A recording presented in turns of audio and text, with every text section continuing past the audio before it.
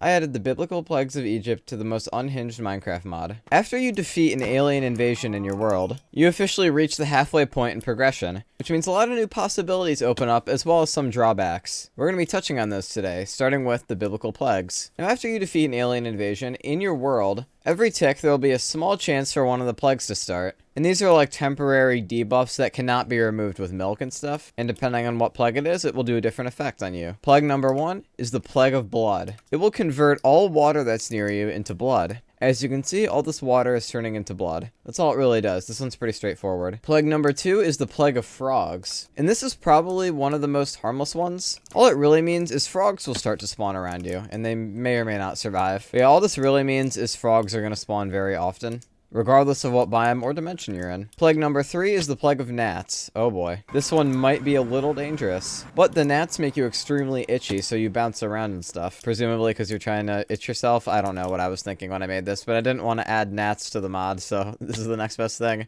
I hope you have feather falling. Plague number 4 is the plague of flies. This one's kind of cool. It makes it so you fly. Although you can't control it, so you just get pushed upwards. It's like levitation, I guess, but on steroids. Plague number 5 is the plague of livestock. And this one makes it so certain livestock animals will get poisoned when you're near them. So this doesn't apply to all of them, but things like horses and like cows and like other beasts of burden will be poisoned. So that includes like camels and donkeys and stuff. So just stay away from your animals as long as you have this effect. The next one is the plague of boils, and this makes it so your health is permanently at 1 heart or lower. So yeah, I'm extremely fragile right now. If someone sneezes on me, I will die. Plague number 7 is plague of hail. And this one's almost kind of a fun, maybe destructive one, but yeah, now it's hailing. And all this really means is ice is going to start falling from the sky, so you can see like ice blocks are starting to cover the landscape. Kind of cool if you like ice, I guess. I like ice. Ice is nice. Also, it could maybe be cool for, like, building, I guess, if you really want to push it. Plague number 8 is the plague of locusts. And this one's kind of similar to the frogs one, but instead of summoning peaceful frogs, it summons harmful locusts. So yeah, locusts will spawn, like, around the world, and these guys will actually seek you out and damage you, try to kill you. Although, honestly, they're relatively harmless, especially in this stage of the game. All these plagues are meant to just be kind of annoying, kind of debuffs. This one is not game ruining, it's just kind of annoying. Plague number 9 is Plague of Darkness. And this one gives you blindness, darkness, and slowness 10. And you'll have it for as long as you have the plague. This one could actually be bad if it triggers at a bad time, but for the most part, you could just wait this one out, I guess. And the last plague is the Plague of Death. And when this one starts, it will kill all cows in a radius. And then you'll hear really loud screaming.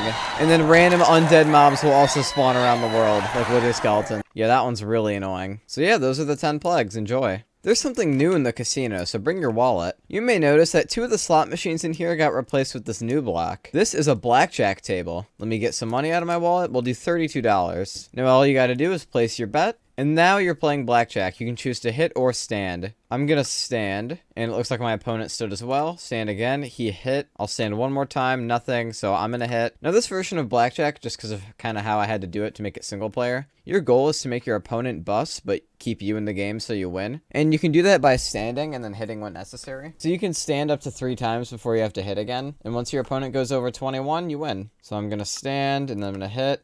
That was a lot. Stand. Stand.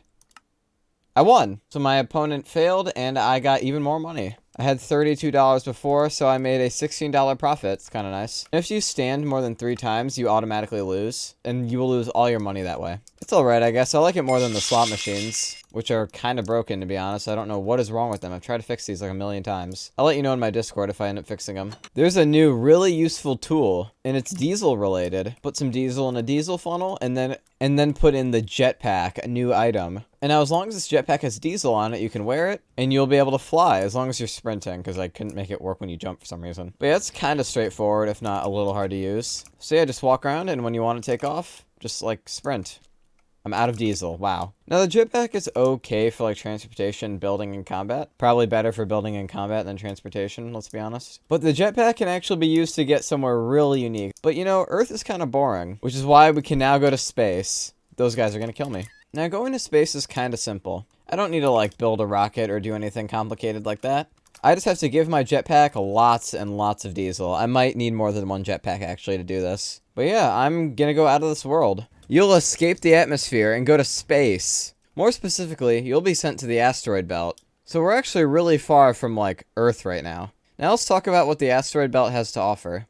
It's extremely useful for mining, somewhat, kind of, because those giant ore veins from Earth will spawn here, and they'll spawn very abundantly. Not only that, but pretty often you'll find these giant clusters of space ore, and when you break them, you'll get random ores like iron, neodymium, or diamonds, or other stuff, or redstone. It's very nice. Also, you may notice there are these space stations. They're normally pretty rare, but I made them really common for this video. It's kind of ruining the vibe of space, but whatever. But yeah, these places just have really, really random bullcrap and rooms and layouts. Like, here's what happens when I just enter, like, a random one. There's a lot of twisty, turny rooms over here. I think I just found, I found a lava pool room over here with some art on the wall.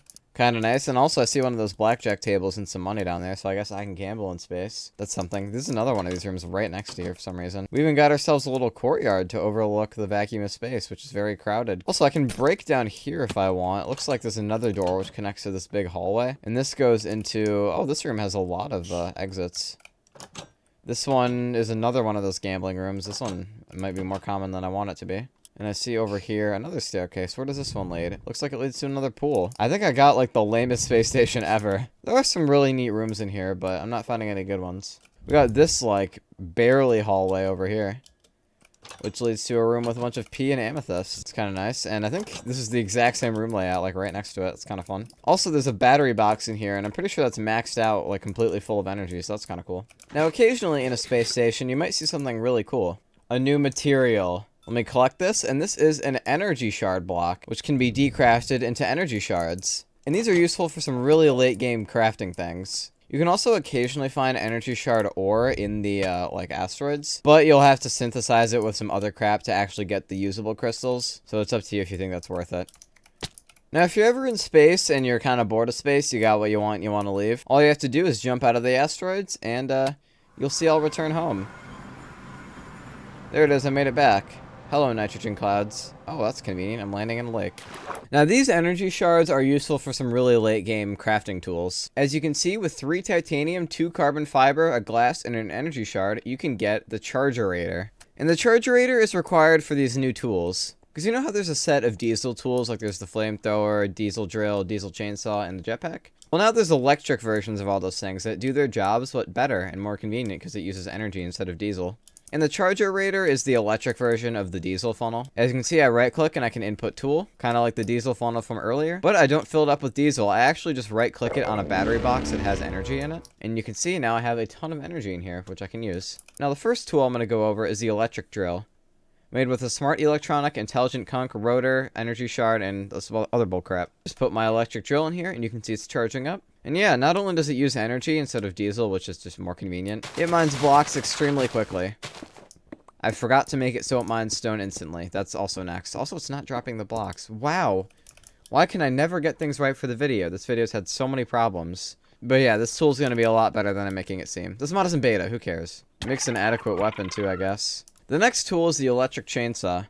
Made out of titanium, chains, energy shards, other stuff. Now, the electric chainsaw works like the diesel chainsaw. It's a good weapon, first of all. Like, it's an actually good one, unlike the drill. I was joking about the drill. The chainsaw is meant to be an axe and sword hybrid, kind of like how the drill is a shovel and pickaxe hybrid. But yeah, of course it tries to cut down the whole tree like usual. These are like the worst examples ever, but normally it works.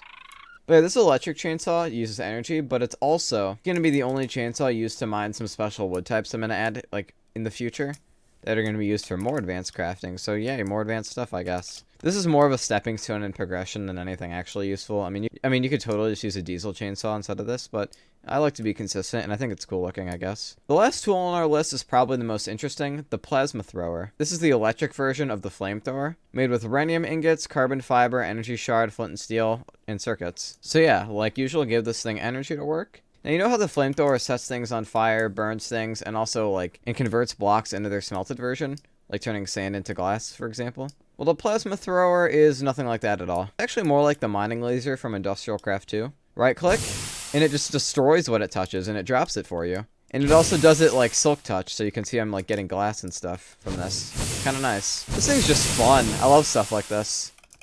Watch me just disintegrate this building. It should not be able to pick these up. I'm going to have to fix that. I need to fix like 100 things with this update. Hey, check out what I can do.